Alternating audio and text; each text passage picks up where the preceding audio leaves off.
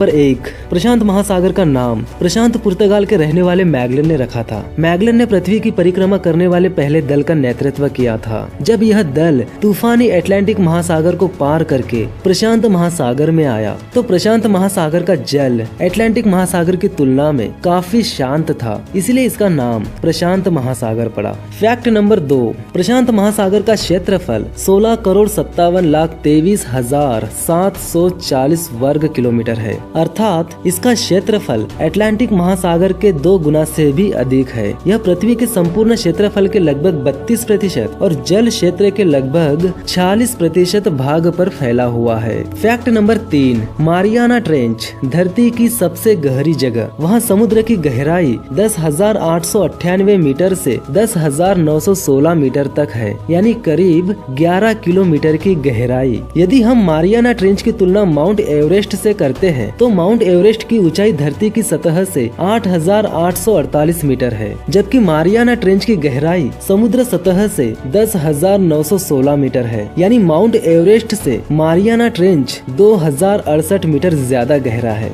और कमाल की बात यह है कि धरती की सबसे गहरी जगह मारियाना ट्रेंच कहीं और नहीं बल्कि प्रशांत महासागर में ही स्थित है। फैक्ट नंबर 4, प्रशांत महासागर इतना बड़ा महासागर है कि इस महासागर के अंदर भी कई प्रकार के सागर मौजूद है, जैसे बेरिंग सागर, ओखोटस्क सागर, जापान सागर, कोरल सागर, अराफुरा सागर, तस्मान सागर, पूर्वी चीन सागर एवं दक्षिणी चीन सागर। ये सभी सागर प्रशांत महासागर में ही पाए जाते हैं। फैक्ट नंबर 5, प्रशांत महासागर कई सारे समुद्री जीवों का घर है, जिनमें से कुछ समुद्री जीव ऐसे हैं जो पूरी दुनिया में केवल प्रशांत महासागर में ही पाए जाते हैं, जैसे कि किलर व्हेल। ये मछली सिर्फ और सिर्फ प्रशांत महासागर में ही पाई जाती है। सफेद डॉल्फिन भी सिर्फ प्रशांत महासागर में ही पाई जाती है, जो किलर व्हेल का सबसे पसंदीदा भोजन है। फैक्ट नंबर 6, प्रशांत महासागर में एक ऑक्टोपस नाम का समुद्री दानव भी रहता है, जो उत्तरी प्रशांत महासागर के रूस, जापान, ब्रिटिश कोलंबिया और अलास्का के समुद्री तटों पर पाया जाता है। इस विशाल ऑक्टोपस का वजन करीब 600 किलो और लंबाई 32 फीट के करीब है। यह प्रशांत महासागर के अनंत गहराई में पाया जाता है। Fact number 7, the ring of fire एक ऐसा क्षेत्र है जिसमें सैकड़ों सक्रिय ज्वालामुखी शामिल है और ये प्रशांत महासागर में ही स्थित है। विश्व के 75% ज्वालामुखी प्रशांत महासागर के बेसिन में ही पाए जाते हैं। फैक्ट नंबर 8, प्रशांत महासागर में एक ज्वालामुखी द्वीप है जिसे क्राकाटोआ के नाम से जाना जाता है। अगस्त 1883 को इंडोनेशिया के पास क्राकाटोआ के मुख्य द्वीप पर हुए ज्वालामुखी विस्फोट को